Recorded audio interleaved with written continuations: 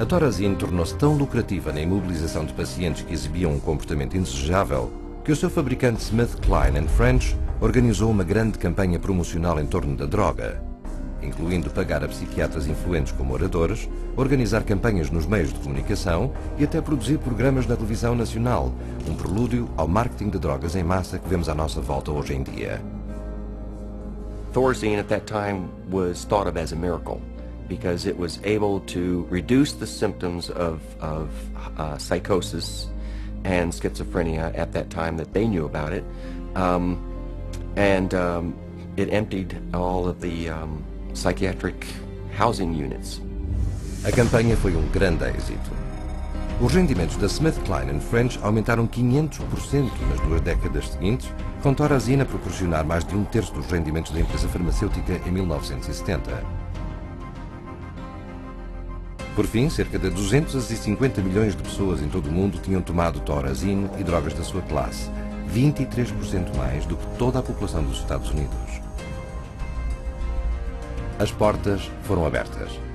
A SKF e os psiquiatras a seu soldo provaram que através do marketing podia-se fazer muito dinheiro com as drogas psiquiátricas. Mas em breve revelou-se que a Thorazine tinha os seus problemas. Thorazine chronically led to really serious problems such as tardive dyskinesia, which is a movement disorder that's very, very bothersome, and supposedly it's irreversible. The tongue darting, you know, the muscle jerking, you know, the eyes rolling back in the head. Most people were sometimes permanently damaged by it. So they were going to have to live their life with this neurological problem that was actually created by the pharmaceutical industry with their medication. Como a Thorazine travava o funcionamento mental, o seu uso teve de ser limitado em instituições. Mas com muito dinheiro em jogo, começou uma corrida para descobrir uma nova droga psiquiátrica que poderia ser tirada das instituições e levada para um mercado muito mais vasto e lucrativo: o público em geral. Since they were emptying the institutions of all these psychotic patients with the advent of Thorazine, now they had to find different ways to treat people. So what better way than to go into the community and have an office and bring in your everyday person or your executive under high stress or mama who's taking care of all the kids, and they needed some way to create a therapy for them. Em 1955, essa droga foi aprovada. O seu nome era Miltown, o primeiro dos chamados tranquilizantes menores. Mas para vender a sua nova classe de drogas psiquiátricas ao público, os psiquiatras e as empresas farmacêuticas primeiro tiveram de as reposicionar como trabalhando num processo de doença, em vez de como meros agentes sedativos ou restritivos de comportamentos humanos indesejáveis, como era a Thorazine. Para fazer isto, eles iniciaram marketing intensivo junto dos seus colegas, colocando anúncios em publicações profissionais como o American Journal of Psychiatry. Psiquiatras proeminentes foram então contratados para espalhar a palavra ao resto do campo da medicina. Poucos sabiam que Nathan Kline, um dos mais influentes psiquiatras do seu tempo, era pago pela indústria farmacêutica, quando ele proclamou que tranquilizantes como o Miltown eram tão importantes como a introdução da energia atómica, se não mais. Amostras gratuitas eram enviadas a psiquiatras e médicos para levarem os pacientes a tomar a droga. Um ano mais tarde, o marketing chegou ao público. E Miltown, em breve, se tornou a primeira droga psiquiátrica a ser uma campeã de vendas, não só para pessoas encarceradas em manicômios, mas também para o público em geral. Miltown foi promovido a mulheres grávidas, mães que ficavam em casa e empregados de escritório que o chamaram do Excedrin executivo. So it opened up a door for community-based mental health, whereby the psychiatrist could then have a role. So they became very closely associated with the pharmaceutical industry, and they were demanding as well to come up with better things for mom and pop and the executive and the superstar Hollywood actress or actor, and soon, you know, it became a fashion to take some of these medications. Na década de 1960, foram passadas 36 milhões de receitas de Miltown só nos Estados Unidos, representando 200 milhões de dólares em vendas, uma quantia inaudita nessa época para qualquer droga psiquiátrica. O sucesso de Miltown levou à introdução de muitas mais drogas psiquiátricas que visavam o público em geral durante a década de 1950 e 60. Uma dessas drogas foi o Valium. Lançado entre os aplausos dos psiquiatras e da imprensa, o Valium era tão amplamente receitado a donas de casa exaustas que até adquiriu uma alcunha, o pequeno ajudante da mãe. Perdidas no meio desta publicidade sensacional, havia provas fortes e bem documentadas de que os tranquilizantes também tinham efeitos secundários graves que afetavam a vida. Miltown, por exemplo, foi rotulado em 1962 pela Comissão de Aconselhamento do Presidente sobre o Abuso de Narcóticos e Drogas como muito mais perigoso e viciante que a cocaína ou a metanfetamina, e caiu rapidamente em desuso. Mas a comunidade psiquiátrica ignorou estes avisos. A caixa de Pandora tinha sido aberta com as suas novas pílulas.